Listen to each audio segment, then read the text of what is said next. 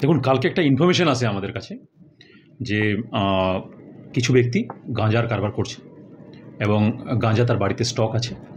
ইনফরমেশনটা ওসি বোলাগড়ের কাছে আসার পর বিভিন্ন টেকনিক্যাল সোর্স এবং ম্যানুয়াল সোর্সের মাধ্যমে যে ব্যাপারটা আমরা জানতে পারি, জানার পর ওসি বোলাগড় একটা টিম ক্রিয়েট করে, একটা গুড টিম ক্রিয়েট করে এবং পুরো ব্যাপারটাকে ফিল্ডিং সাজায়।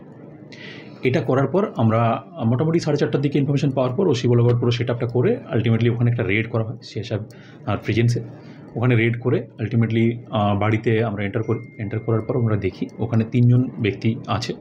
এই 3 জনকে আমরা অ্যারেস্ট করি এবং এদের পজিশন থেকে, এদের এক্সক্লুসিভ পজিশন থেকে টোটাল 32 কিলো 97 গ্রাম গাঁজা আমরা সিজ করি। আপনারা দেখতে পাচ্ছেন সামনে, যেটাকে প্রপার প্রসিডিওর মেনটেন করে এনডিপিএস অ্যাক্টের যে সমস্ত টোটাল প্রসিডিওর আছে সেটাকে ফুলফিল করে in presence of executive magistrate, মানে বিডিও বোলাগড়ের প্রেজেন্সে, এবং আমাদের under videography total procedure complete করে আমরা এই ব্যাপারটাকে সিজ করি এবং 3 জন আসামিকে আমরা অ্যারেস্ট করেছি এখন পর্যন্ত।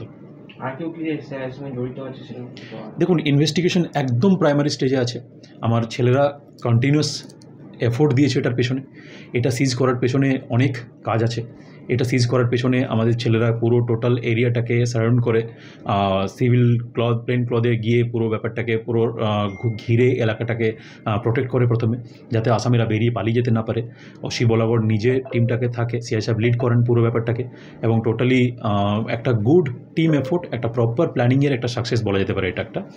বাকি কিছু কেউ ইনভলভ আছে কি না আছে এবং আদার্স কোনো ব্যাপার আছে কি না এর মধ্যে, সেটার জন্য এবং এর প্রোজ অ্যান্ড কনস, মানে সামনে এবং আগে ফরওয়ার্ড এবং ব্যাকওয়ার্ড কিছু লিঙ্ক আছে কিনা এটা দেখার জন্য আমরা অলরেডি 7 ডেজ পুলিশ রিমান্ডের প্রেয়ার আমরা দিয়েছি এই 3 জন আসামির এগেনস্টে। দেখুন, বিজনেসটা তো চালাচ্ছেই কন্টিনিউয়াসলি, এবং কবে বা কদিন ধরে চলছে এই বিষয়গুলো জানার জন্য ইনভেস্টিগেশনটা একদম প্রাইমারি স্টেজে আছে।